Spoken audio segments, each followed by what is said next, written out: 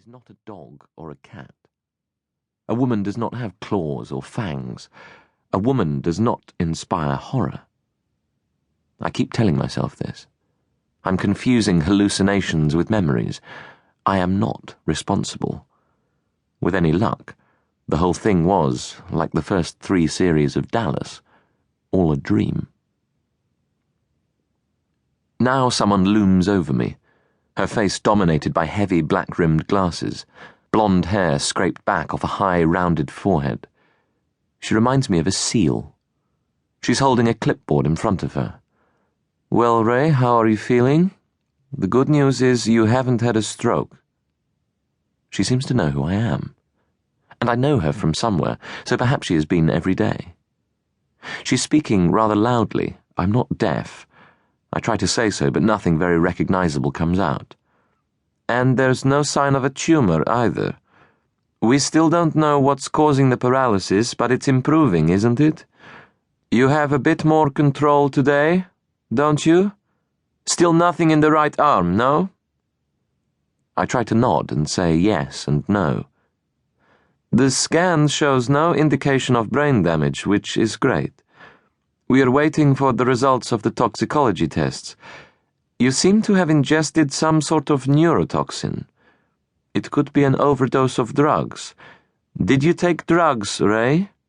Or you might have eaten something poisonous, like wild mushrooms, perhaps. Did you eat any wild mushrooms or berries? Anything like that?" I try to think back to those slippery, treacherous images. I ate something, but I don't think there were mushrooms in it. And I'm pretty sure drugs weren't involved, not any I was responsible for anyway. "Don't think so." "Have you seen anything strange this morning? Do you remember? Has the dog been back?" The dog? Have I talked about her? I'm sure I never called her a dog. The name on the badge pinned to the front of her white coat appears to begin with a Z. Her accent is crisp and loud, East European of some description, but she and her clipboard sweep off before I can puzzle out the collection of consonants. I think about brain damage. I have a lot of time to think, lying here. I can't really do anything else. It gets dark and it gets light again. My eyes burn with lack of sleep, but when I close them, that's when I see things creeping towards me, stealing out of corners, lurking just beyond my field of vision. So on the whole, I'm grateful to whatever is keeping me awake. The slightest muscular effort leaves me gasping and exhausted. My right arm is numb and useless. I can see out of the window to where the sunlight hits the leaves of a cherry tree. From that I deduce I must be on a first floor, but I don't know which hospital I'm in or how long I've been here. Outside where the cherry tree is, it's hot, with a heavy, breathless torpor. After all the rain we've had, it must be like the tropics. Inside it's also hot, so hot that they finally crack and turn off the hospital heating. My temper has been better. It's like being catapulted into extreme old age, eating mashed food, being washed by strangers and addressed in loud, simple sentences. It's not much fun. On the other hand, there's not a lot of responsibility. Another face above me. This one I definitely recognize.